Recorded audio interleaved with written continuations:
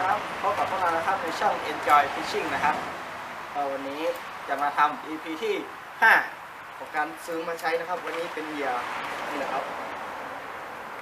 ระเบิดยางนะครับระเบิดยางจากค่ายเจมโปนะครับแม็กซ์มิธโอเคครับเดี๋ยวเราจะมาใช้ในการตกปลากันมาดูครับว่าจะได้ผลงานกันหรือเปล่าในวันนี้ทั้งวันที่เราจะตกนะครับวันนี้ว่างทั้งวันเลย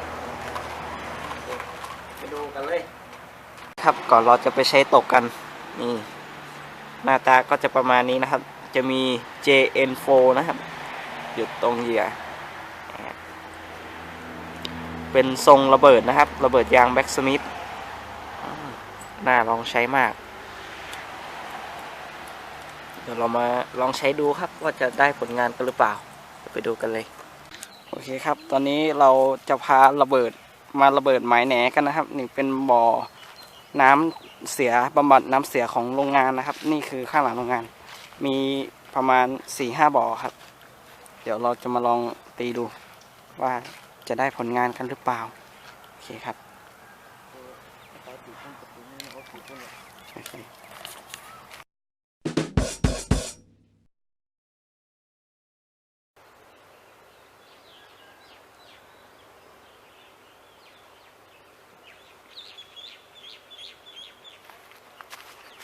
มีคนได้ปลานะครับ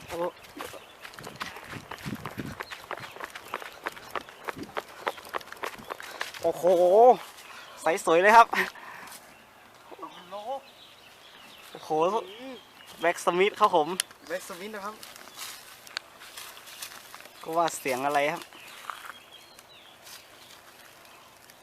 เป็นหมายคลองธรรมชาติหลังโรงงานนะครับแบ็กสมิธสีเหลืองนะฮะระเบิดยางยาวไซส์เป็นโลครับผมโอ้โหยอดมากน้ำนิดเดียวไม่คิดว่าจะมีนะฮะนี่ครับมันเป็นหมายคลองหลังโรงงานนะครับสุดยอดไซส์เป็นโลครับผมเดี๋ยวมาย้ำตรงนี้กันอีกนะครับนี่ครับตัวไซส์สวยมากนะครับตากล้องมาไม่ทันนะครับเดี๋ยวเราตีตรงนี้ดูน่ามีตัวอีกนะครับ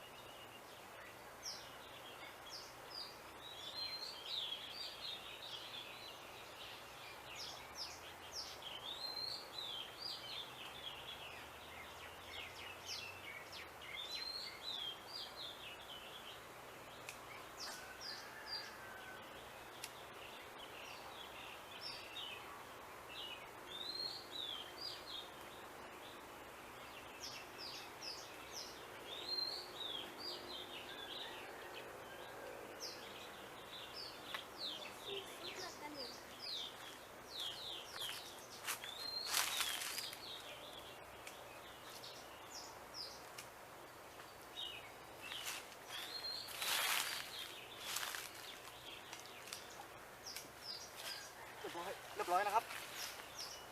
บอกแล้วไม่น่ามีตัวอีกนะครับเราคุมกล้องตามหันไปเนาะ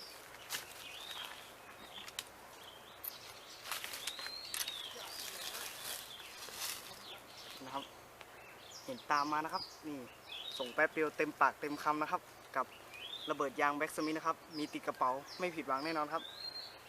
นะครับเมื่อกี้ได้ตัวไซส์สวยนะครับให้ตรงนี้มือกล้องตามมาไม่ทันนะครับนี่ครับผมระเบิดยางแบ็กสมิธสุดยอดมากครับสุดยอดเลย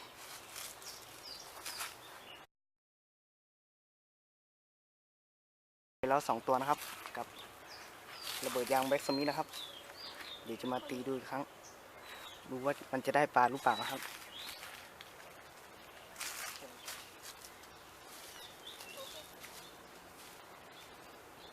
น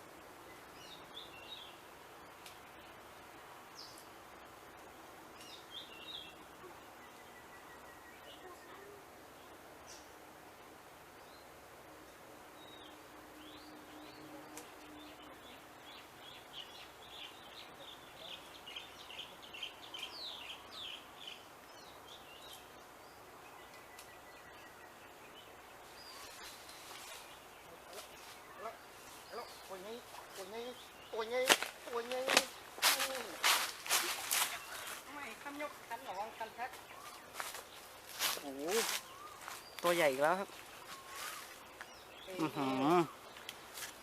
ตรงนี้จัดไป3ตัวแล้วครับบอกแล้วครับว่าช่องนี้มีหลายตัว